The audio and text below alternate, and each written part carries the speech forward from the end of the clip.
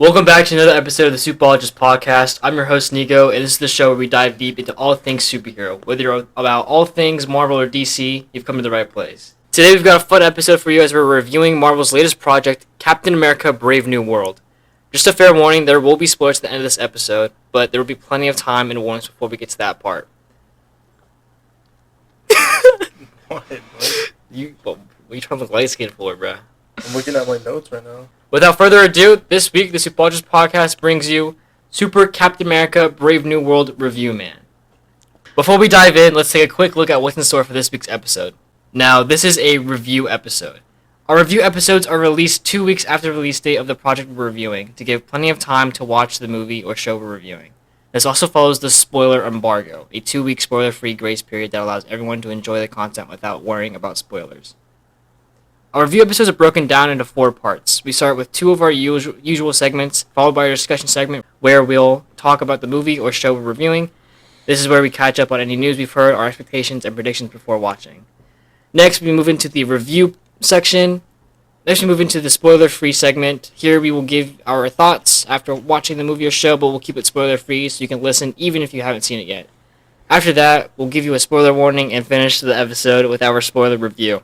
This is where we get into all the juicy details, share our full opinions, and rate the movie or show. All with spoilers, of course. We keep the spoiler-filled review at the end of the episode so you can listen to the episode before watching, then come back after you've seen the movie or show to hear our full breakdown. But before we dive into today's episode, let me quickly introduce today's co-host, or co-hosts for today's episode. We've got 2 co-hosts today. We've got Alex on the far end in the Barca jersey, and then we've got Glenn right here in the middle with us. Yo.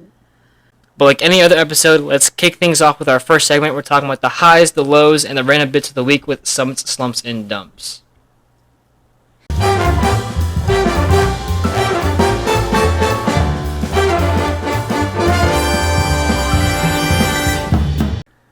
Alright, for our first segment, we have Summits, Slumps, and Dumps. Who wants to share theirs first? You want me to go first? Yeah, you can go. Alright, so my summit, my high of the week, obviously, we've got the Super Bowl this week, and then we've also got the movie Captain America Brave New World coming out this weekend, so those are 2 very exciting events that I can't wait to do. My slump, my low, I just have a lot going on right now. I've got a busy schedule, especially when it comes to content. Last night or the night before, the night before I went out with our friends Diego and Josh to do their Factor R content film for them for a while. I didn't get home until like 2 a.m., bro. And then last night, I spent pretty much all day just editing videos, whether it was my stuff or their stuff. And then my dump is that I have clothes. I had ordered clothes that were supposed to come in. They're supposed to come in Friday, and they're still not here. And I don't have the update for them. Like, I keep trying to track it, and it's like, it's gone. Oh, where'd it go? Where'd you order it from? Shein. They're all Shein clothes. I found my Fortnite montage channel. Mm-hmm. Oh my god, that was like OG Fortnite. I saw this one LMG. What was that LMG called? That really old one that came out when they get it was like season 2? I thought we just called it the LMG. Was it just the LMG? I probably was. Yeah. But no, I was just sniping fools. I used to be him. I was just sniping fools, and then my low. Sean Strickland lost. Motherfucker sucked. He didn't do anything that fight. It was just like the Sugar Shane fight where they both did nothing. Didn't he like break his nose and then try resetting it? Yeah. I'm pretty sure he did reset it. It was leaking. It was like it was bad. But he got dominated by Mr. Oopsie Man because that's how he wins. And then my random bit, I just found out Crystal Lust died. That's it. All right, Glenn. Bro, highs, I guess, probably be same as you, bro. Super Bowl coming up, and then low is Strickland lost last night, bro. What is he doing over here? I don't really have a random thing, bro. I don't know what to tell you. All right, it's fine. All right, that was our Summits, Slumps, and Dumps segment. Next, we'll get into our second segment, our Agree or Disagree segment.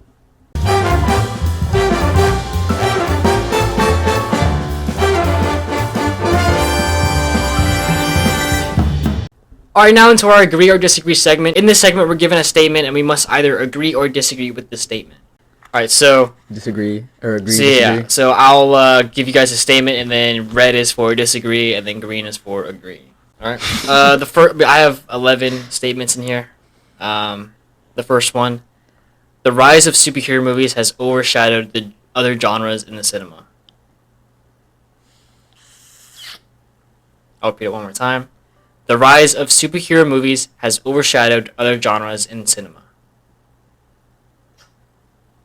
Let me know when you've got your answer. I feel like. All right, 3, 2, 1.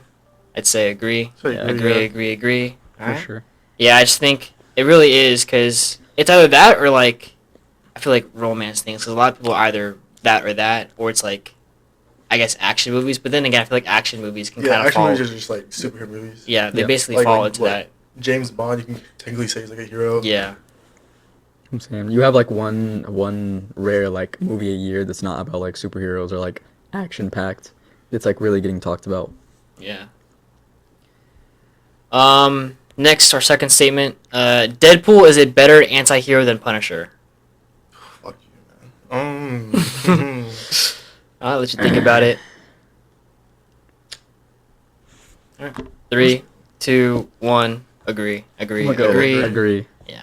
I'm only saying that because I like Deadpool more. That's pretty much as well. Yeah, I feel like Deadpool is just like more well known. There's more media to him and everything like that. So there's more. Punisher's just like more of like just serious. Yeah. Mm-hmm. It's definitely an acquired taste. Comedic side of Deadpool is probably more. Side note, liking. I want to see an animated show of Deadpool versus Deadpool kills the Marvel Universe. Dude, that'd be so sick. Dude, I feel like fans would hate that, especially this early on with everything going around. But like, they'd have to establish like that's like its own. No, it's thing. like it should be like his own universe. Yeah. That'd be sick. Alright, our third statement. The X-Men should be integrated into the MCU as soon as possible. You got it? You ready? 3, 2, 1. Agree. Disagree? Yeah. Alex, would you care to explain? I don't know. Is the timeline not? I wouldn't really say timeline. Just like there's so much they have to do with them. Like there's so many X-Men and like mutants that they have to like.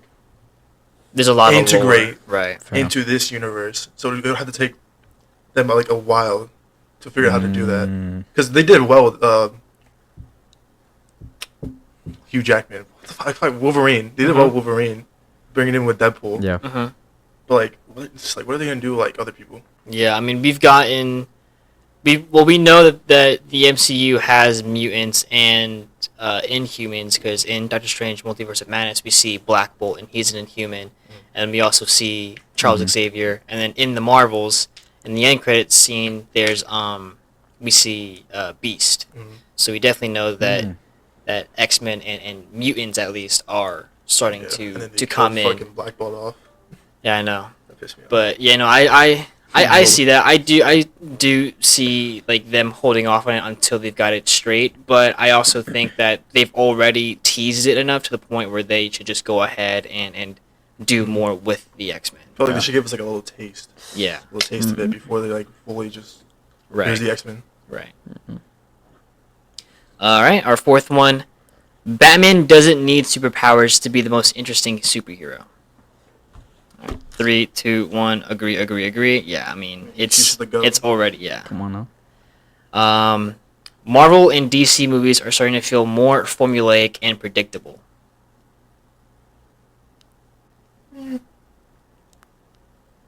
right. 3, 2, 1. Disagree. Disagree.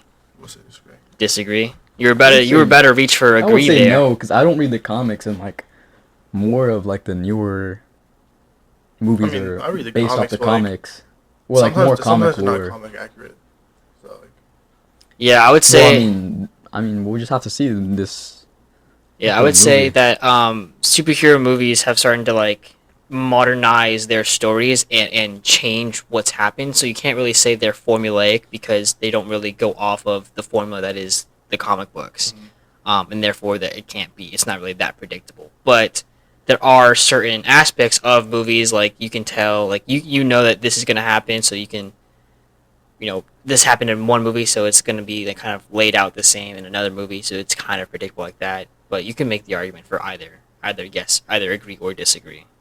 All right, next we've got Superman should be portrayed as morally gray or flawed. All right. What do you mean by that? You're gonna have to explain that. So Superman should be portrayed as morally gray or flawed. So in Superman, like in the movies, he should be like he should have his issues. He should have his struggles. Like he should be flawed. Like it shouldn't be a perfect. Oh, okay. I see. I'm gonna say agree. Yeah. 3, 2, 1. Agree. I would say disagree because the whole point of Superman is that he is this sort of role model and super person. He's supposed to be not until Lois like perfect. Somehow collapses and he goes berserk. But right, that's like way down the line though. Yeah, true. They try to do this morally gray or flawed sort of thing with Henry Cavill's Man of Steel. While Henry Cavill is a great actor and a great Superman, Man of Steel, the movie itself, was not great because it didn't portray who Superman is and who Superman's supposed to be. So that's why I disagree with that. Okay. What are your thoughts on the new one coming out?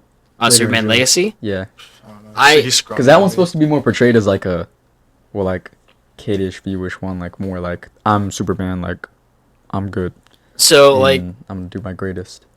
Yeah, I mean, it's still, it is kind of like that, but it's also, this movie is taking place, like, Superman has already been established in this universe, in this world, so we're not going to get an origin story. It's going to be very new from what we've seen before. Yeah. I do trust James Gunn with what he's doing. I do trust his vision for the whole DC universe, but I just don't like his suit. I don't like... No, yeah, that... Dude, he just seems scrawny to me. I feel like he fit be a perfect plastic. They're trying to like. Superman. He's not that skinny. He is built. Trying to go back to the comic Superman suit. But like his suit, the underwear thing, the whole. Yeah, it doesn't that doesn't bother me at all. The vibrant colors, that doesn't bother me at all. I think Superman should be colorful. But what bothers me is that his suit looks very much like it's like just like straight padding. It's very puffed up with like air or whatever. Oh, okay. It does look weird. It doesn't really look like Superman. And then there are some shots in the movie where like either the CGI or whatever, it just looks bad. Like it looks like AI. Just DC. Right, but it could. But I mean, that's just from what we get at one teaser trailer look. I mean, it could be they're excluding some stuff because it's a trailer and they don't want to spoil the movie, so they take things out. That's just how I feel with DC. Whenever you see a trailer. Yeah, it could look bad, and then you expect it to look better when the movie comes out. Mm-hmm. But when it comes out and like the CGI just looks bad, like, the Flash. Yeah. What was that baby scene? Those scenes were just. Yeah, the Flash was terrible. Way too much high expectations for the Flash, bro. And then I went to go watch that. Yeah, because everyone knew going to the Flash movie that it was a Flashpoint. So and Michael Keaton was going to be in it, and Supergirl was going to be in it. So like everyone had high expectations for it too, because of all the shit Ezra did. Yeah, before that like too. Kidnapping people. Yeah, but it's also the Flash. Everyone loves a good Flash story, like whether it was just Grant Gustin's. I liked the lore, but the CGI, DC got to up their game on that, bro. Yeah, I mean, I don't think that they should ever do a live action Flashpoint. I think that it looks way better animated. Yeah, the animated movie, The Flashpoint Paradox, or Justice League, The Flashpoint Paradox, was a great interpretation of Flashpoint, and it's honestly the most comic accurate movie that we've gotten like ever. Our next statement: the MCU should take a break from big crossovers to focus on smaller, character-driven stories. All right, 3, 2, 1. Agree. Yeah, it's just obviously. Where is the Blade movie at, bro? There's just like so many characters they could do. Yeah, there's so many characters with great lore that they can dive into without having to include them in other. Live-action Squirrel Girl. That's what I need. But yeah, they should definitely focus on smaller or singular individual characters, because these characters all have their own lore and like extended lore to them. It would be better if they just focus on that instead of trying to introduce them or bring them along in another character's story. Next, we've got Joker's standalone film should be the future direction for DC's movies. I've already got my answer. I feel like I'm in between. Let me see what you put up first, and then I'll decide. All right, 3, 2, 1. Disagree. I'm like, we'll disagree. Well, why don't you go ahead and explain why? Like the Joker, like Joaquin Phoenix's Joker. I just like how dark the movies are. Compare like other ones, like the like other DC movies. I feel like he is like some kind of like the best portrayal for him. Like in the first movie, second movie I didn't really like it. I didn't watch it. I fell asleep watching that. The second movie was catastrophic. It was terrible. But the first movie was just like show like how crazy he can be. Mm-hmm. Like killing the guy on the live recording. Mm-hmm. It's just crazy. Yeah, no, I'll give like the first Joker movie was great, especially the way that both of those movies were shot. Like from a cinematic standpoint, the visuals of them were great. It's just the writing for, especially the second one, was terrible. I would not want that to be what kind of focus they have for future DC movies. That's why I say disagree, because I don't want that to happen. Next, we've got the shift to streaming services is a good thing for superhero TV shows. So taking just from like, you know how like CW's Flash was like just on CW and now it's on Netflix. Yeah. So that sort of thing. So the shift to streaming services is a good thing for superhero TV shows. Yeah. 3, 2, 1. Agree. Yeah. I would agree. Yeah, that's again, Grant Gustin's Flash is just a great example for that, because a lot more people like that show, and it reaches out to more people. Mm-hmm. Until they get into the later seasons. Yeah. No, yeah, later seasons were. Yeah, they didn't watch them because it just got to a point. It's just kind of so repetitive. Yeah. I mean, yeah, absolutely, but like. For me, I watched the whole thing through because I'm like, all right, they have me for 4 seasons. I might as well finish the whole show out. Because I always thought that the way the show was going to end was that Flash would get into this giant battle and then end up running so fast that he actually becomes the lightning bolt that strikes him. I wish that was a mistake, but I liked the whole full circle moment with him going back in time. You're my lightning bolt there. So. Like, you're my lightning rod. Shut the fuck up. Superhero films should be more diverse and inclusive in their casting and storylines. 3, 2, 1. Agree, disagree. Why do you disagree, Glenn? I would say, I mean, I don't know. We got the people there, like, well, yes and no. I'm in the middle, I would say. Because, like, I like the people they already have casting, but, like, who would portray them, though? Like... Well, you think they should like stick, instead of like trying to make like certain characters like a different race, like how in Invincible Amber is black instead of white, because in the comics Amber is white. Mm-hmm. So you're like that change. You'd rather them just stick to the comics than try to like. Yeah, I guess. You think they can do better casting? Is what you're saying? Yeah, I'm not sure, honestly. Next question. All right. Alright, so yeah, that was our second segment, our agree or disagree segment.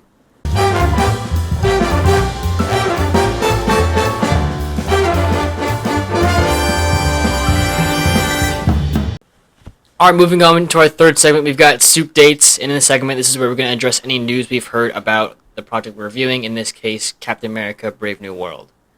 I guess I can start, and then you guys can just background off of me.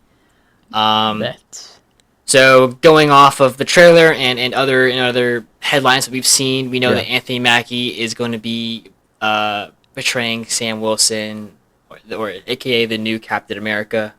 And this movie, Captain America: Brave New World, will set the stage for his character's involvement in Avengers: Doomsday. And he emphasizes how the film prepares Sam Wilson to lead a new team of Avengers against Dr. Doom, solidifying his role as the MCU's Captain America.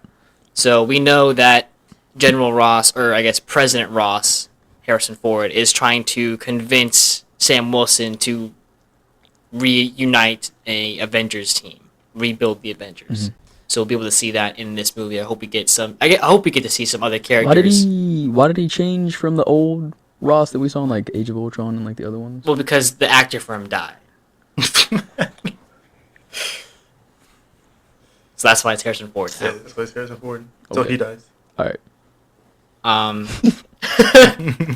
Moving on. Bro, I need to pick up on the lore, bro. Fuck. We know that Liv Tyler is going to be returning as Betty Ross. Liv Tyler is the person who played Betty Ross in Edward Norton's The Incredible Hulk movie in 2008, 2009.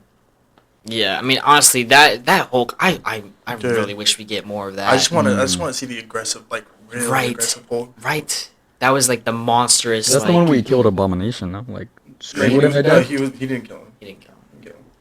Oh, I thought he did. You can see him in Shang-Chi. Not only that, but we also see him in She-Hulk. Yeah. But yeah, this will mark her return to the MCU after a 15-year absence. We also get to see, or we know that there's going to be more villain dynamics and character development. And I hope that it's not just like a glance thing or something that's already been established. I hope we actually get like an origin or like, background flashback or whatever on the Serpent Society. And we also know that there's going to be a new Falcon, Danny Ramirez's new role. We see Joaquin Torres in Falcon and the Winter Soldier. And we see Sam Wilson give his old wing gear tech to him, and we see him wearing it in the new trailer. So I can't wait for that. We also see Cap's got a new suit, predominantly blue, and it's Wakandan. It's vibranium. That would be sick. So we see like him getting hit by Red Hulk or whatnot, and like the kinetic energy. Yeah. So I really do think that that's gonna be very cool to see, and I do like how we actually see some of that purple glow in the blue. I think it does stand out and pops out. I know Alex a couple episodes ago said that he didn't like that, or said that it was like anything. It was different, and he said it was interesting, but like it gave off that like I'm not gonna like it vibe. We know that we're gonna get some more information on the Celestials, specifically Tiamat, the one that's inside, or the one that was rising from like inside of Earth. Yeah. And I don't know if he's made up of adamantium, or if they just find adamantium. But we know that we are getting adamantium in this movie. Yeah. It's being introduced. So, adamantium has its own lore and problems and stuff alongside of that, especially with this whole like Wakanda versus the world type of thing going on. Is there anything you guys want to say about anything I said, or want to bring up anything else? I don't know. No, not really. I think you pretty much cleared it up. Yeah, you pretty much cleared up everything I was going to say. About Red Hulk, we know that Thaddeus Ross is Red Hulk, and he's pretty much shot up with red gamma radiation, and we know that the leader is also got some gamma radiation inside of him, so it's very much also a Hulk-based kind of... Possibly the leader? Yeah, the leader is in there. The leader. Yeah. We know that, what's his name, is going to be reprising his role as the leader from Edward Norton's Hulk. Oh, okay.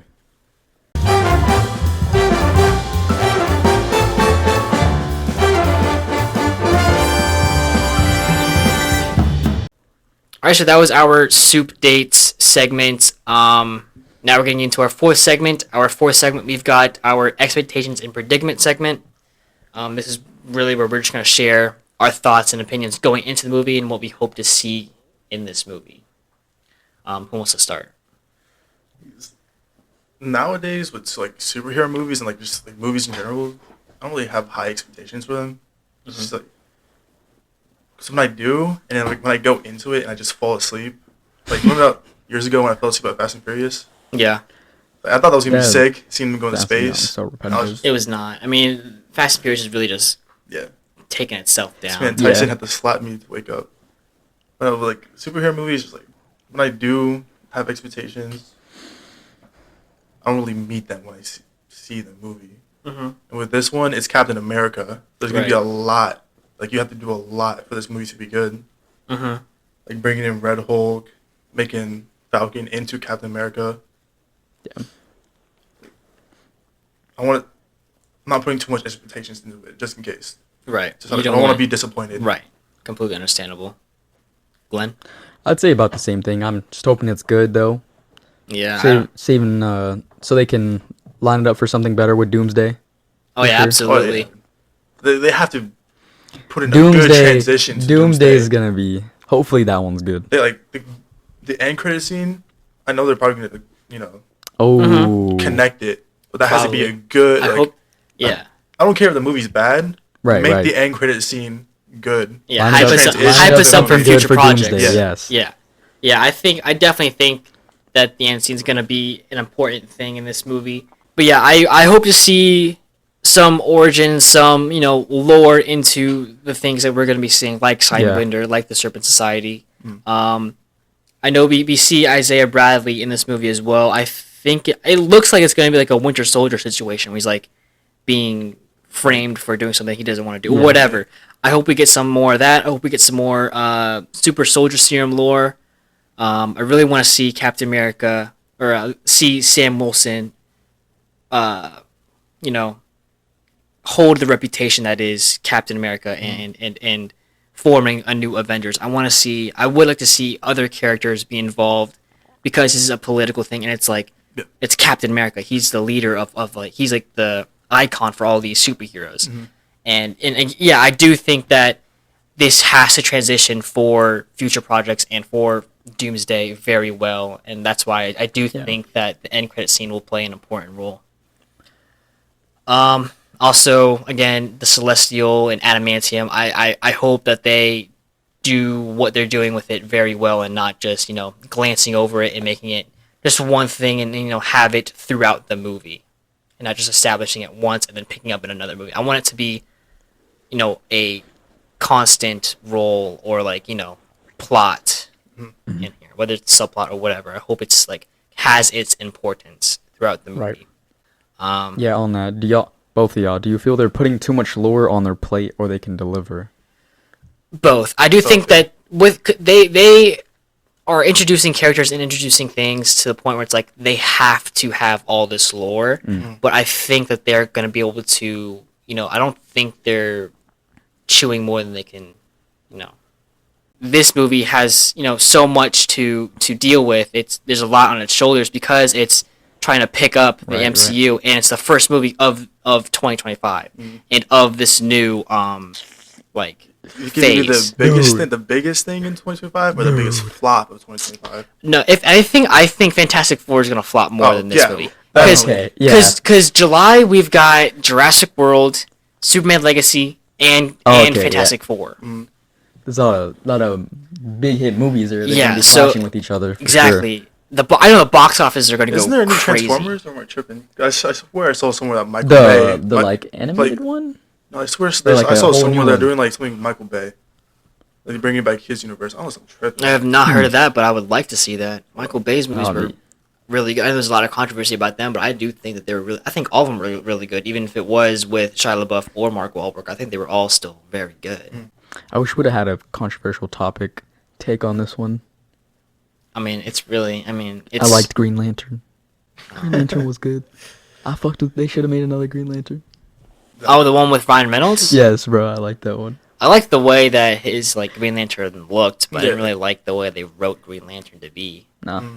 Because Green Lantern is in his 50s when he has the ring. Yeah. Oh, okay. Because the ring makes you age slower. So he still looks younger, but he's... Right. No, he's in his 50s. Right, yeah. Ryan Reynolds was portrayed to be like a... But I am excited for Jon Stewart, Aaron Pierre as Jon Stewart, and they're doing the whole Lantern series, so I can't wait to see that. Oh, they are? Okay, that's nice to know. That would be sick to watch. Yeah. So they're redoing the Lanterns, and the actor playing Hal Jordan is an older guy. Okay. Hype for sure. Do you guys want to go ahead and give a pre-rating for the movie?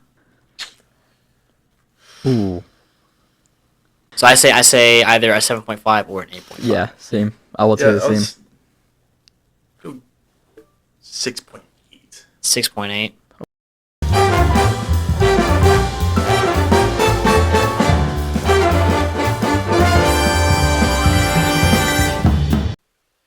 Alright, and now we're back from watching Captain America Brave New World. Now we're getting into our review segments. We're going to start off with a spoiler-free review, and then finish the episode off with a spoiler-filled review. So this is our 5th segment, the spoiler-free review. If you're listening, you guys can still stay tuned to this episode, because we are not spoiling the movie yet. We're just giving you guys our generic review. We're going to start with our rating out of 10. I'm going to count us down from 3, and then 3, 2, 1, and then give our rating. Mm-hmm. You got it? Yep. All right. 3, 2, 1, 7.5. We're both 7.5. Yeah. Yep. Yeah. It is just, in general, it's a lot better than I thought. There are a lot of people like Soups and other people like that on social media, like Mr. Big Hands. saying that this movie is a very nothing movie and it's very, poorly, done.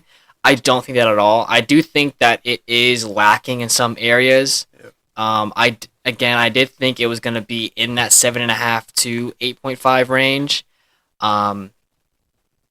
So it just overall, my review for it, it is a very good film. I like Anthony Mackie as Captain America, his take for the role and the whole thing about legacy and living up to that mantle is very good. I think he did it pretty good. Yeah. There's nothing wrong with the movie, like plot wise or direction. It's, for me, really all it was a visual thing. I don't know if it was just our theater or maybe like our screen, but when watching it, there was like an invisible oval in the center of the screen, and like everything inside the oval was clear and more focused than the outside, where everything was very pixely and unfocused. It took my eyes like the entire movie to adjust to the visuals on screen, and it was very distracting. I didn't like it. Like I was leaning over to my girlfriend the entire time. I was like, is it just me or is it like blurry? I just didn't really like it. In some scenes, I noticed that. Yeah, it was very distracting in more ways than one. I did like how, I'm trying to think of the way to say this. Harrison Ford was definitely the next best cast for Thaddeus Ross after the late great William Hurt. But he is very old, and you can see it and hear it. Like whenever he talks very low and very slow. Mm-hmm. We have to replace him soon. Something happens. Right, exactly. It's very disappointing because he is a great actor. And he did an overall great job of portraying Thaddeus Ross as an important character, but William Hurt in previous movies like Civil War and The Incredible Hulk just gave the character a special type of like intimidation and menacing feel. Like just some of the dialogue he would have, like in Civil War when he was talking to the entire Avengers group and he was like, perspective. Although there are some who would consider you heroes, there are some that would use the word vigilante. And like just lines like that just gave him some sort of that extra layer to Thaddeus Ross. One thing I will say about this movie that a lot of people also say is you are required to do your homework before watching this movie. The movies that tie into this movie are The Incredible Hulk, Falcon and Winter Soldier, and Eternals. The one that you really need to watch, you cannot not watch, is Falcon and Winter Soldier. There's so much that happens in Falcon and Winter Soldier that tie into this movie. I would argue that you would also need to watch Incredible Hulk, but they do reference and tell you about Incredible Hulk during the movie. So it's before you get lost, they already make a reference to Incredible Hulk, so you won't be too lost. And then Eternals, there's only one thing about Eternals that's in this movie. Yeah. We can see from trailers and posters that the celestial being Tiamat, or whichever one's coming out of Earth, is there, and that's really the only thing you need to know, is that there's a celestial from Eternals that's in the movie, but it's literally just a location. That's all it really is. It doesn't really have any significance.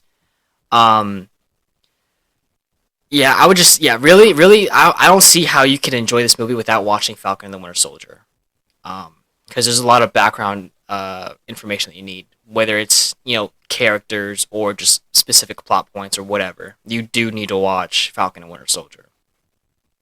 I did just hate the opening fight scene. The original opening scene wasn't really something I would say was bad. It was just, I feel like it just could have been a deleted scene. I didn't really need that. But the opening fight scene, I hated it. Mm-hmm. It was nothing but CGI for the first 2-minute fight scene, and then you can see while Anthony Mackie was fighting, there were so many cuts whenever he threw a punch or a kick. and it was so obvious that it wasn't Anthony Mackie. The CGI for it was really just a big CGI fight for that entire sequence, and the sounds and punches were much more dramatic than the actual punches that he would throw. Like he would throw like a slow motion jab, but they would make like a boom. Yeah, I was like that he did not hit him that hard. I will say I loved whenever he threw the shield around, like in general throughout the entire movie. Yeah. It was so like damn, that was badass. But then it's also like there's no way he actually like if you think about like logically like you cannot ignore like the logical fallacies. It's like he did not throw the shield and hit all those things at once. There were some scenes that was like so unnecessary. Yeah, the most unnecessary like movements. Right, yeah, whether he did a backflip or something, it's like bro, it's like Miles Morales. It's like Miles Morales from the Spider-Man 2 PS5 game. It's like you do not need to do a backflip right there. Like just unnecessary backflip. The shield comes out of nowhere. Yeah, just 2 fingers. Spins it around on 1 finger. So yeah, there was a lot of unnecessary things, but that's just them having fun with it. I feel. Yeah. I mean, it was a fun movie. It was definitely a fun movie for sure. One thing I will say is that we know the Serpent Society's in this movie. I wish they had done more with it. Yeah. The Serpent Society is such a big deal with Captain America, and by not giving them like the proper background or introduction or depth to this group, it really ruined its impact and significance in the movie, and probably for future movies. They just could have done more with it, really. Joaquin Torres' character, the next Falcon, I loved his character. Yeah, I love this character. He just reminds me of like a Mexican Tom Holland for some reason. He just has that. Because he has that like youthful, like new, like happy person. He doesn't really have that much trauma to him. No, but he kind of looks like him from some angles. I'm like, the Mexican Tom Holland. What? Well, he is. I said it the whole time in the movie. He looks like him.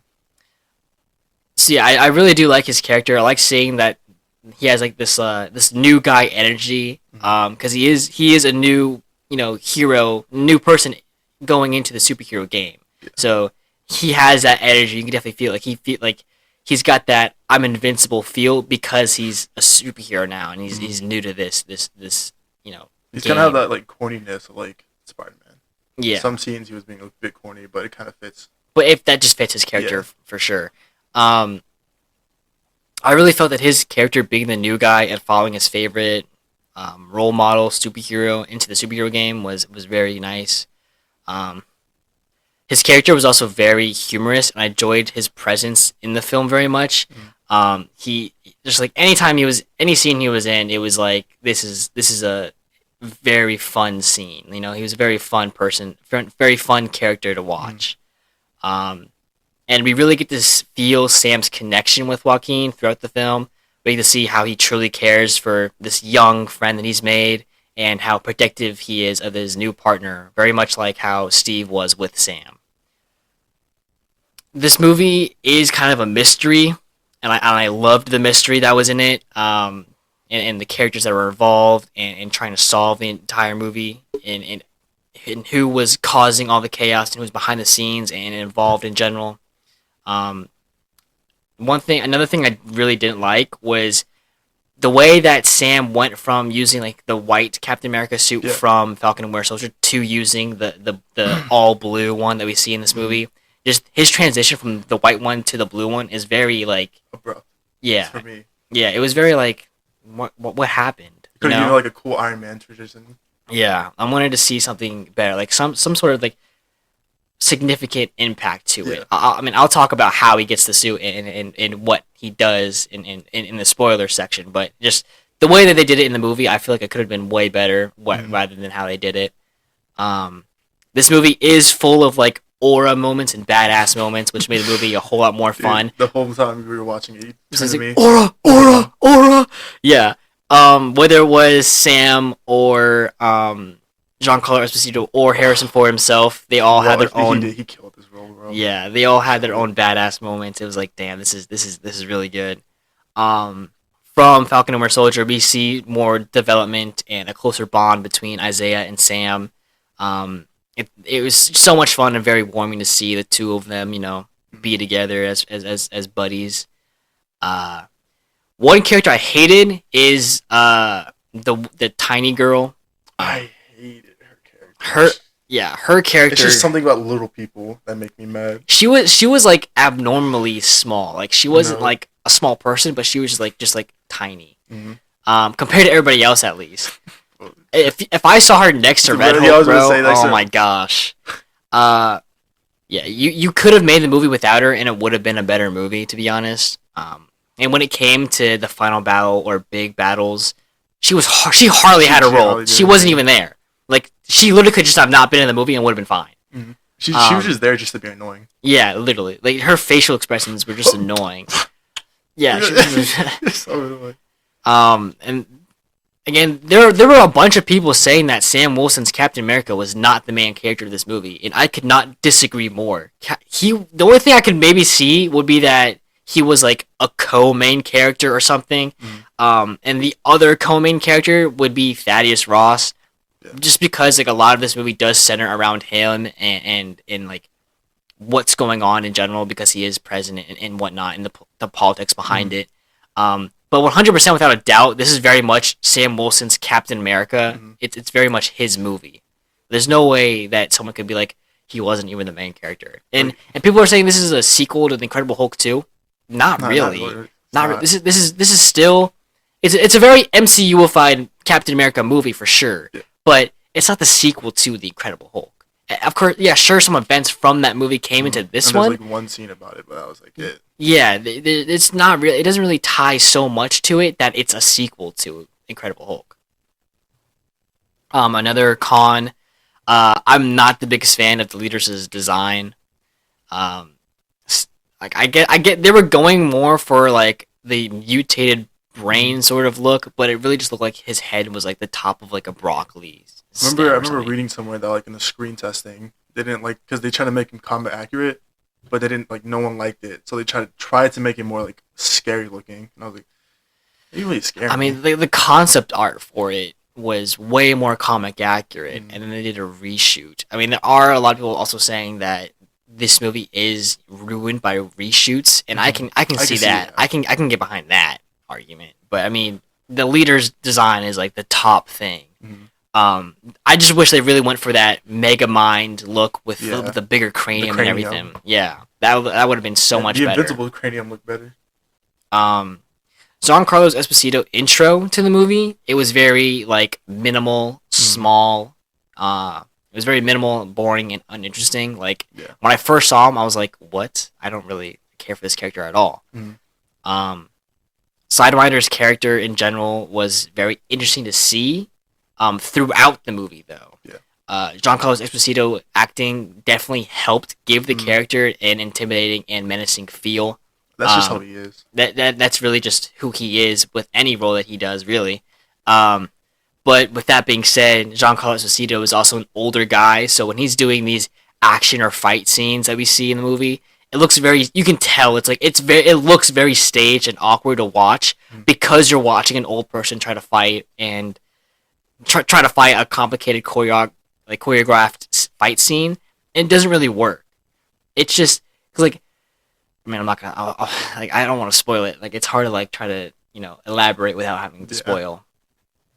But there's a fight scene in the movie where he's in it, and he's like trying to like dodge or throw punches, but he's so old, it just doesn't it doesn't look right. So like his reaction time is like slow. Like, as compared to everybody else, it's just not. It doesn't. His fighting style is like terrible compared to everybody else. Oh my gosh! And one thing I'm tired of seeing is Sam be the vet counselor that he was in Captain America: The Winter Soldier. Like, we see him try to talk down or talk his way out of so many situations throughout the movies of the MCU, and we see that a couple times again in this movie. It's like, dude, you're gonna get yourself killed one of these days. Another thing about this movie that's been MCU-ified is the way Ross becomes Red Hulk. Long story short, when it comes to the origin of Red Hulk and Thaddeus Ross hated Bruce Banner and hated the Hulk and did everything to ruin the Hulk's reputation, ruin Bruce Banner's life, whatever. But when Bruce Banner's Hulk comes back from space one day, Intelligentsia, an evil organization, absorbed some of the gamma radiation from the Hulk and turned it into a like red gamma radiation and gave it to Thaddeus Ross. Ross only accepted becoming a Hulk in hopes that Intelligentsia, MODOK, and the leader would bring his daughter Betty Ross back to life. So that's how it was in the comics, but they completely went away from that and did something and completely MCUified his transition. And I was actually kind of okay with it. The way they did it, I was like, that's very interesting. I kind of like this take on it. But it would have been fun to see, actual red gamma radiation, like him getting that, whether instead of the way they did it in the movie. Just to get away from all the negativity. Another good thing about this movie, all the fighting scenes, besides the opening fight scene, are so good. The aerial fight scenes are top notch, and the final battle is insane. Pretty much every single time Captain America got into a fight or a fist fight or was flying through the sky to do battles, whatever it was, his aerial fighting style was amazing. It was so much fun to see. There was just so much hype around all these fighting scenes. It was great. Do you have anything else you want to say, non-spoiler wise? Not really. Just like some of the CGI. Didn't really like. Again, there were some unnecessary scenes that they tried to make cool. Yeah. Again, just seeing him do some stupid shit with his shield was kind of just like, I really need to be in the movie. Right. Trying to get some runtime. I see it, but. Yeah, I mean, plot wise, it was a really good movie. There was nothing really wrong with the direction of the movie. It was just some visual stuff.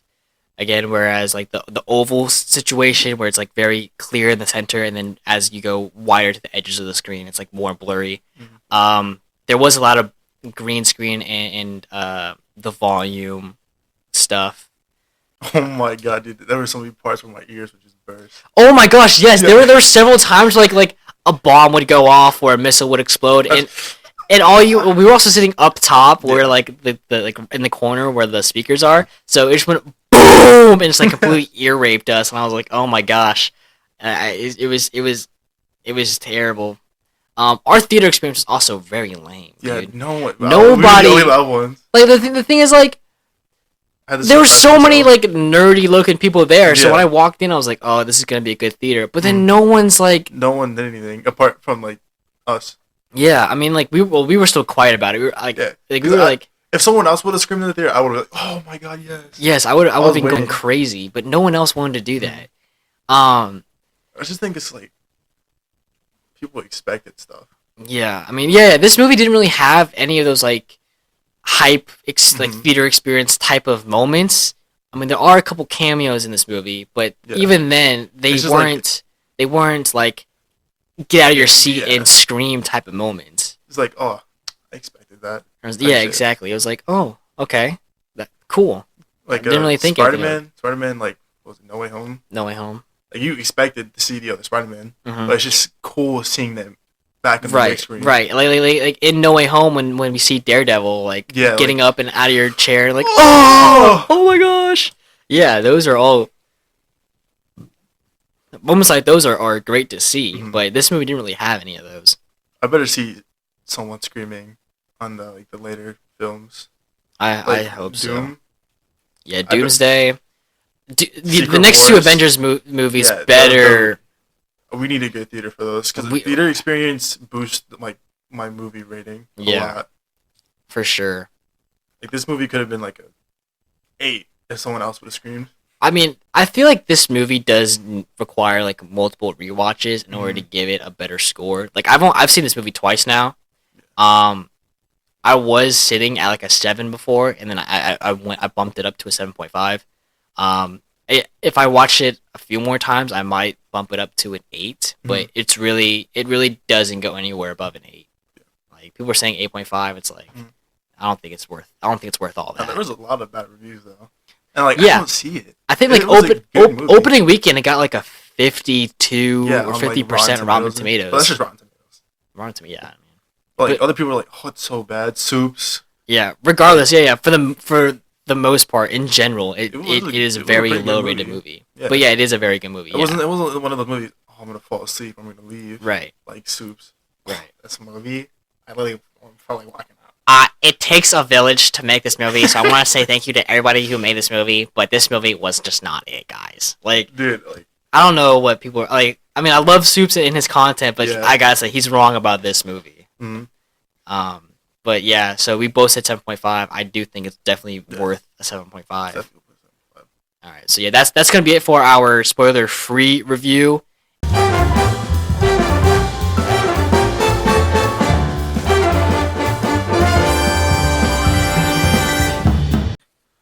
Alright, and now we're going to get straight into our spoiler segment. This is a spoiler warning, so if you do not want any spoilers, I would recommend clicking off the video now. If you're watching on YouTube, I'd click off the video now, or if you're listening on the road or on Spotify, wherever, I would just turn us down, and then when you get a chance to turn us off, go ahead and turn us off.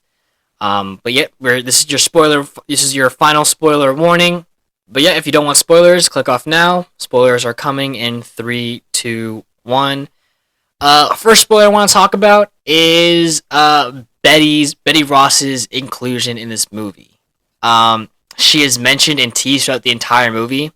I wish she had a more significant role, especially in the end, the final battle with Red Hulk. I wish she had a significant role, but she was just when she was introduced in the final scene, it just felt very wrong, late, and the chemistry between Thaddeus Ross and Betty were just very awkward. It felt very out of character.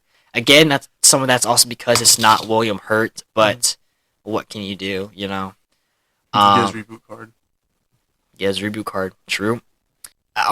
Going back to the Serpent Society, in the movie was like it's already an established thing, but it really should have been something that they dug into. Like, I wish it was something that came up into the movie rather as something that they just, because the opening fight scene starts with them fighting the Serpent Society, but it's like if you don't know your comic book stuff or anything like that, no one's gonna know who the Serpent Society is. But if they had, actually, instead of it just being an established thing, if they had let it grow and let the Serpent Society become something that was a problem, it would have been way better. And maybe give us some more of that origin, some of that lore to the Serpent Society.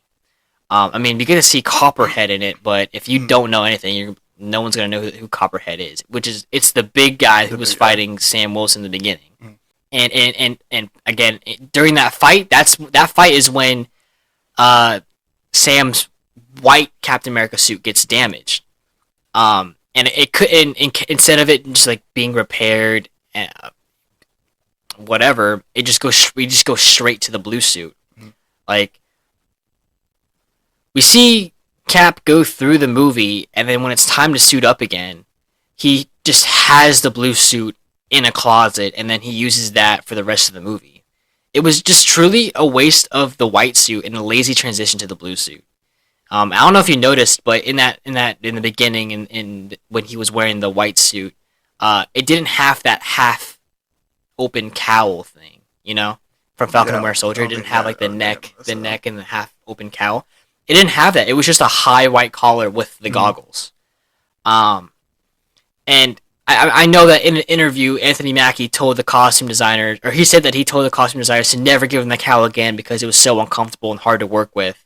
And I know that in working on Falcon and Winter Soldier, a lot of CGI went to adjusting the cowl because it was very non-practical. Like, there was a lot of it kept like sticking out or like peeling like away from his face whenever he turned his head or whatever. So they had to use CGI to like fix it. But yeah, I really would have liked to see more of that white suit before transitioning over to the blue suit. It was a clean suit though. But yeah, both suits were very clean. But I mean, we only saw him with the white and blue suit in one episode, in the last episode of Falcon and Winter Soldier, in the first 15 minutes of Captain America: Brave New World. We didn't get to see that suit at all, really. It should have been like they gave the suit like the blue suit like at the end, and transition to like, oh, I'm Captain America, and the movie just ends off with him in the fucking. Yeah, I wish it was something. I wish it happened like at the end when I wish he got it when he was fighting, like right before he fought Red Hulk, Yeah. And it sucks the way that they did that. They brought in Red Hulk. They kept edging it. I mean, yeah, no, that's fine. They edged the entire movie, but I mean, it was the last thing that we got. Yeah. Which again, that it wasn't a problem that was the last thing that we got. It was a problem that how it ended. Mm-hmm. So the biggest thing I hate about Thaddeus Ross is one, how they introduced his nickname Thunderbolt in the movie. Yeah. Like Isaiah just mentions it. He just goes like, Thaddeus Thunderbolt Ross, and that son of a bitch earned that nickname too. And it's like, okay. How do you earn it? Yeah, tell me the story. And they don't do that. They just glance over it. Mm. So in the final battle with Red Hulk, it is amazing. And the only two things I would change is the way he turns into the Red Hulk, and like the circumstances around why he turns into the Red Hulk, and then the way Thaddeus Ross returns to human form at the end of that fight. Because when he turns into the Red Hulk for the first time, it's because he wants to go back to the microphone and tell people, you know, the truth of what's going on and why he's doing what he did with Samuel Stearns and the leader. And he's like being pushed out of way. He's out of control pretty much. He doesn't have control of the situation, so he gets frustrated and then he hulks out. I would have rather it been like an assassination attempt. Like if he got shot, the Hulk can't die, right? Yeah. So if he got shot, he just would have like hulked out then. That would have been so much better. But instead, it's because shot, like just one part of his body turns red. Right, it would have been so much better if that's the way they did that. And then, oh my gosh, the way that he returns to human form is so lazy, bro. Because Sam Wilson wants to give him a final speech and be like, "Calm down." It would have been so funny if like Betty Ross came out and was like, "Sun's getting real low." That would have been so funny. But like, regardless, I just hated the way that they ended that fight scene. I feel like it was like rushed a little bit. For me, the ending, it was very rushed. The ending really just like peaked and then dropped so quick. It was it had me like up here and like you and I were hyped for that entire fight scene. I mean, like the final battle with Red Hulk is amazing and all that. The Hulk we get in this movie is exactly how the Hulk should be in every movie. Just a raging monster out of control. Yeah. That is great. The way Captain America fights the Red Hulk is also amazing, and the way Sam uses his wings and Red Wing and the shield to his advantage to fighting Hulk, like that scene where he's like, Red Wing, give me some cover, and in the two drones pick up the shield and fly it behind him. That was that was the way that the fight scene itself was very good. I just wish we get to see more of Sam using the kinetic energy in his wings. I was just about to say that. They kept edging it until like the end of the fight. Right. Like, he picks up the wing and just like slashes him. Yeah, exactly. We only saw him like use the kinetic energy blast twice through the entire movie. I feel like that's such like a big part of the suit now. Yeah, exactly. Like, you kind of have to use it now. Yeah. The visuals look great throughout the majority of the scene. The only rough thing I saw was when Red Hulk jumps off of the roof of the White House and chases Sam. The CGI for that looks really rough. But other than that, when he's rampaging through the trees and chasing Sam, it all looks great. Yeah. When Sam talks down Red Hulk, all you see is the green screen behind him, which is distracting. And one thing I really did like about the fight scene as well was whenever Red Hulk got like slashed or whatever by Sam's wings, his skin like superheated and like the wounds like melted off of him or like ashed away. It was the details to it were very good. It was just little things. I'm being a little nitpicky, but little things in the fight scene could have made it just way better.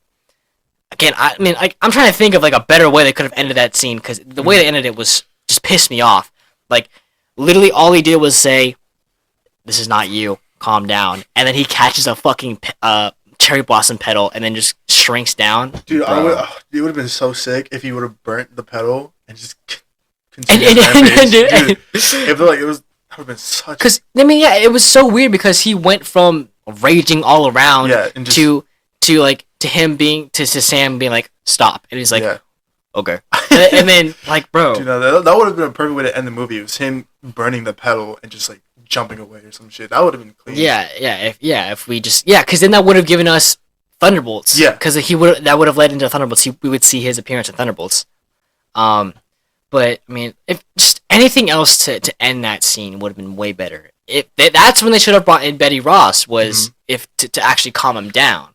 But no, they want to bring her in. Start crying together. Dad, Betty, where have you been? It's just like You're not a monster. That whole scene just was so quiet, it was so awkward. Yeah, I just little things like that. And then Betty. I was like, bro. Yeah, it was very. That would be a very nothing moment for me. It would be the ending of that scene, and it's fun to see Sam as Captain America now because he doesn't use guns anymore. He actually has like metal feathers that he like throws. Like he throws several at Red Hulk, and it's like this is great. That's great to see. I love seeing that because that's like the interpretation of that. Like we see that in different interpretations of the character as well, like in the animated versions or whatever, where he's throwing feathers at people. Like it's that was a great thing to see. I loved seeing that.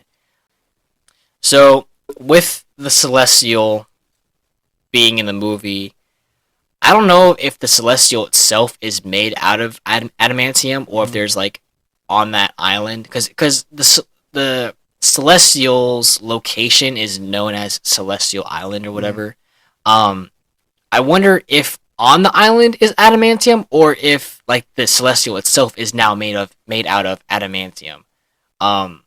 Regardless, the inclusion of the element was just underused. Yeah, lackluster. It was only established to be used as an item that the powers of the world were trying to work around harvesting together, and like who was gonna have it, you know. But there was no use of it actually. Like it didn't really have a significance.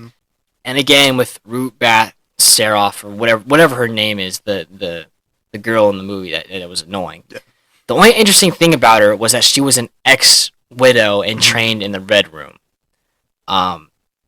That's really it. We don't even get to see much of her. We see her fight a couple people throughout the movie, but like again, her character was very pointless. The only scene I liked with her was in when Isaiah went all berserk and she was like fighting the people around. Exactly. That was the only good scene. That was the only good scene in that movie. I'm like, they gave her a superhero costume. Yeah, and it was just like, but it was disgusting to look at, and she has we see her have like a plate underneath her like jacket, but you only see it for like half a second. And again, she doesn't fight in it. Yeah. I mean, if they're gonna keep her in future movies, they gotta give her a bigger role or a more significant impact. And like make her less annoying. Exactly. But as of this movie, she is a nothing character to me. I mean, if she's got to like team up with Yelena or something because they're both widows. But other than there's nothing about her that makes me want to be like, I want to see more of her. They ruined my chance of liking her. She just came in the movie with this just like terrible aura. Yeah. It's like, why do you gotta be such a bitch? I know. Another thing I didn't like about the movie is that they never referred to Samuel Stearns as the leader. There's that scene where Sam's friend, who was gonna find out what's with the pills, he goes to him and the leader, or Samuel Stearns, like kills him with like the radio thing, or whatever, the remote he's got, and stops his heart. And the guy goes, "Who even are you?" And he goes, "Don't you know?" And I thought this is where he was gonna name drop himself. He goes, "Don't you know?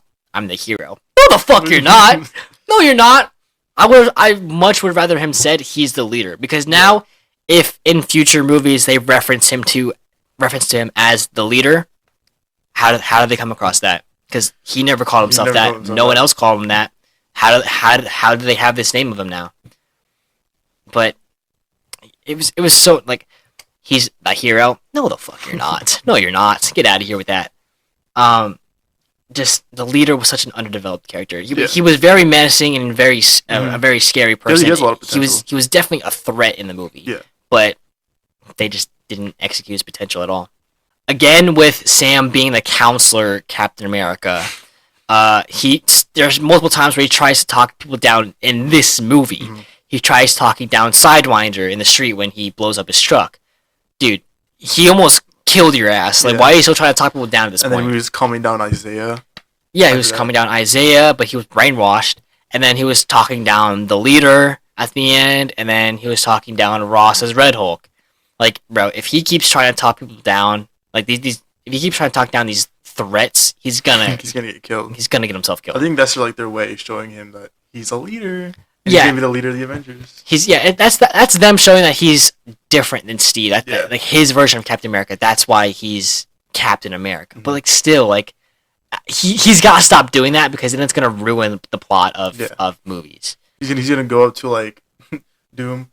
Oh, stop! And he just gets shot in the face. Cinema, absolute cinema, guys. I would stand up and cheer that happened. The cameos that we get, besides Betty Ross, we do get a Bucky cameo. Yeah. Bucky's cameo is fun and funny. I liked seeing him.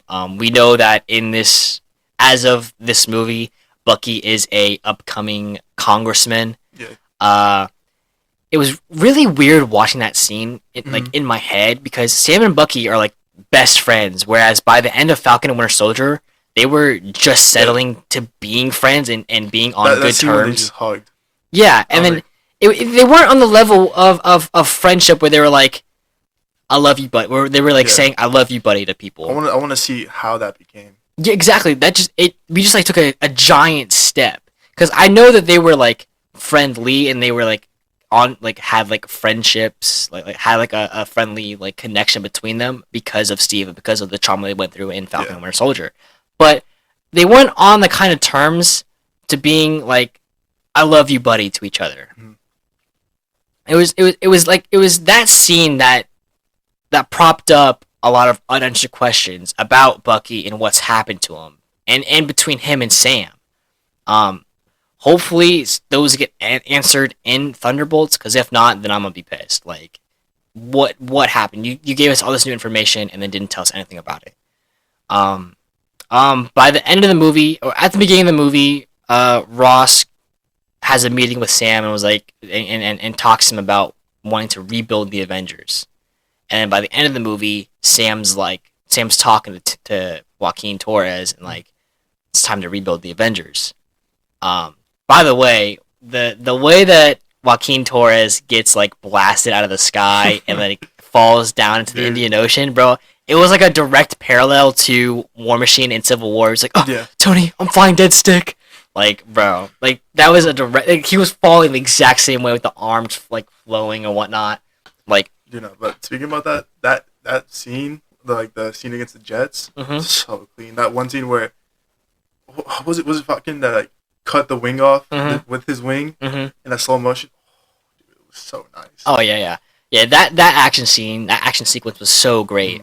He was literally riding missiles, cutting them open with his wings. And he even like steered a plane with it. Like, he dug his wings into the wings of the plane and guided the plane away from destroying the ships. The sounds was so nice. Oh just my the whole gosh. scene, the visuals, the sounds. The visuals, yes. There was like nothing wrong with that scene. The celestial, like the finger, like flying the fingers. Exactly. Yes. That scene was great. And then you also see during that entire battle is like Harrison Ford trying not to become Red Hulk. He's like, that was the biggest edge ever, bro. Dude. But that was great. They were hyping me up for when he actually turns into Red Hulk.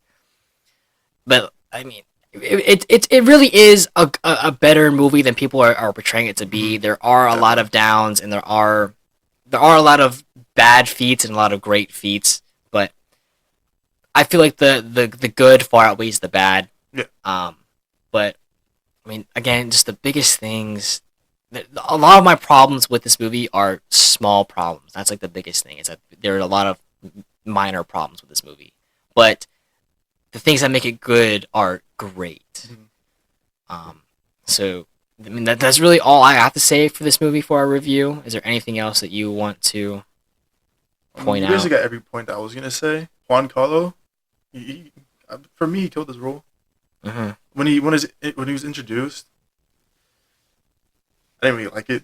Yeah, in the beginning, it was very minimal and nothing. Yeah, tell me about his character. Dude, like literally when his introduction, someone was like, "Captain America's coming," and he turns around and goes, "Oh shit, run!" and then Copperhead comes out of nowhere and he dips out the back door. Like, bro, he literally didn't do anything. Like, and if you then don't like read comics or anything, you won't know who he is right, unless exactly. you say something. Yeah, and then they got me back with his character when he like goes to America, blows up Sam's truck, and fights him. That was great because he gets 2 good hits on him. He stabs him twice, but then he gets fucking 2-footed by Sam, bro. It was so clean. He had so much aura just walking around shooting his little revolver. He did. That was good. Bro, and like when he was down on the ground, his back towards Sam, and he takes off his glasses, and he goes, the buyer said that if you survived the grenade, there was a 77% chance that you would try to talk me down. And then Sam almost dies because he tries talking him down, bro. Like, All in all, it was a better movie than it's reviewed to be as. People just like to hate stuff. People just like to hate. Especially, again, I mean, Marvel's giving them every reason to hate movies, especially with, like, the past couple years of like, many misses after misses. See, after seeing this movie, I'm going to start giving movies more chances now. Because I came in this movie thinking, am I going to like it? And I came out of the movie like, oh, it's pretty good. Yeah, in the first half of this episode, do you remember what you were, like, pre-rating the movie as? I was pre-rating it as, like a solid 5. Really? Yeah. I was pre-rating it between a 7.5 or an 8.5, but then, like, the day before we went to go see it, Soups and all them, they all gave out the reviews. I was like, all right, this is probably going to be, like, a 6 out of 10. And then I watched the movie, I'm like, I don't know what they were talking. This is definitely a better movie than their... That's why I don't really listen to reviews anymore. Because, like, when Iron Man 3 came out, people were saying, I was a kid, but I still came into, like, liking it. And before watching this movie, I already knew that, and I'll say it here and now again on camera, Thunderbolts is gonna be better than this movie. Yeah, I could see it being better than the only thing that might hurt that is that they're fighting Sentry / the Void. They're all dead. Yeah, they're dying. I don't know how MCU is gonna crazy plot armor. So someone's gonna die. Someone's definitely dying. And, I think it might be Red Guardian. Yeah, Red Guardian. Red Guardian or Bucky are dying because Bucky's been around for too long, and Red Guardian's just like, what is he doing? Like, what are they doing with them? Well, so they're gonna kill off Bucky and then somehow make him come back alive in the movie. We put him on ice. Now he has 2 metal arms. They can like double the soldier serum in him. Right, but imagine Falcon. With like soldier serum. I feel like that would. I mean, it would be badass. It would ruin his character. Yeah. The only thing the only way I see any of those people in Thunderbolts surviving is if we see Red Hulk. Is if Red Hulk comes out. Because Thaddeus Ross's nickname, his name is Thaddeus Thunderbolt Ross. So it's really got to be his movie or something. Yeah, like he's got to be in the movie.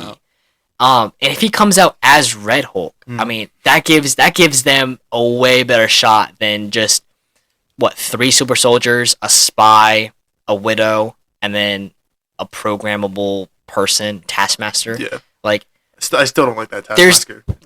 I still don't like the Taskmaster either. I mean, I think it looks better in this in Thunderbolts than it does in. It just did him so dirty, or her. Yeah, exactly. Did Taskmaster so dirty. But there's no way that they're gonna be able to stand up against Sentry without Red Hulk. They're gonna do like some stupid scene. Bucky's getting beat the fuck out of. Hulk catches his fist. Oh my gosh! Just throws him away. Imagine, dude. Imagine like Red Hulk comes out and like goes to punch Sentry or punch the Void, and the Void just like catches his hand, snaps it, bro. If that happens, I'm gonna tweak the fuck out. Like, oh my gosh. I don't know what direction they're going in with that movie in general. But that's like a movie that I can actually like speculate on. Yeah. Like this movie, Brave New World, I can see what's happening. The next one, I don't know what the fuck they're gonna do. Right. Yeah. Exactly.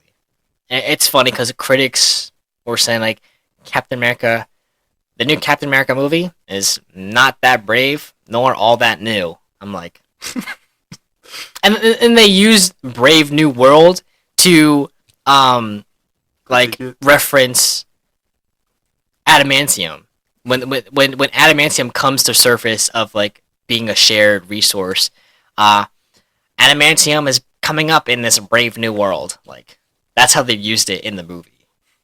Like, bro, what a stupid way to go about this. Again, this movie is not a nothing movie. It's definitely within that 7 to 8 range on the score, on a scale. I wonder what IMDb rated it real quick. I'm gonna look that up. IMDb rating 7 out of 10. Okay. Or oh wait, no, that's. Do you think Rotten Tomato changed the score? It's probably lower if anything. Let me see. Captain America: Brave New World on IMDb is a 6.1 out of 10. You said what was it on? On Rotten Tomato, it's still 51. Oh, 51. But like the popcorn monitor is 80%. 6.1 out of 10. I mean, I feel like that's a little. You can make that argument, I guess, but I still think it's within the 7s range. I want to hear someone who like truly hates this movie. I want to hear their argument. Let's go on TikTok. Oh my gosh. I think the best reaction I could give, one true and honest to you guys and how I felt in the theater, would probably have to be. I'm not pleased to report that we got Sam Wilson's first Captain America film, and it's just The Incredible Hulk 2. It's not. It's not. Subpar Winter Soldier paint job. I can really feel like this thing was like picked apart over and over in reshoots. Scenes feel like very disjointed. The dialogue, it feels like everyone's trying to exposition dump on my face. If I hear Thunderbolt Ross tell me like that's my daughter, like that Betty's my daughter, I know she's your daughter. I've seen the movie. If he talks about how the treaty is important, or these cherry blossoms, which are used for like the weirdest emotional climax, what? The No Way Home effect will be studied in future Harvard lectures, because what it's done to this film, what it's done to this universe, it's like now we're grasping at straws for like any character we can get our hands on in this universe that like people vaguely remember, and we're going to like make a movie out of it. Because why on earth is the leader a villain of this movie? And it frustrates me because Sam Wilson is an amazing character. Why not? I mean, it really should have been the Serpent Society. Serpent Society should have been the main villain.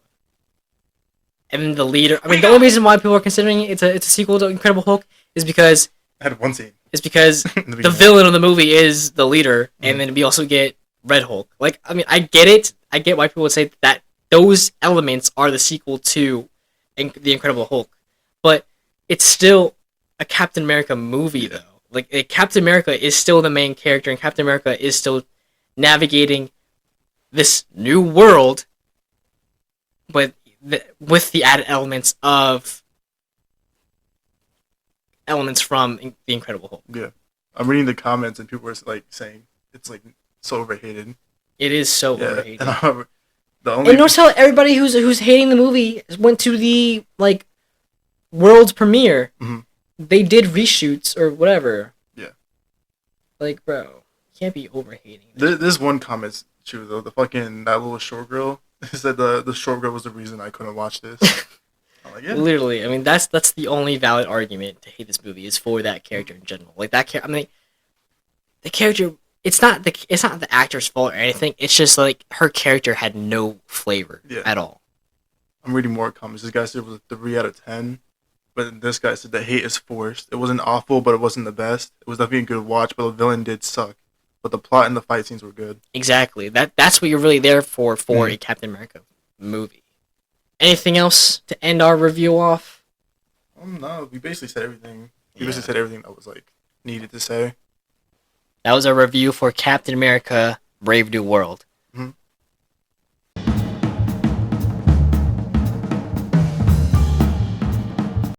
Alright, that's going to be a wrap for this week's episode of the Supeologists Podcast. We hope you enjoyed our Captain America: Brave New World review. Phase up. Let us know what you thought about the movie on social media. Don't forget to subscribe and leave us a review wherever you listen to podcasts. Make sure you guys tune in next Monday where we'll be talking about fan theories, and that involves theories about the Marvel Universe or the DC Universe or anything else like Invincible or other projects.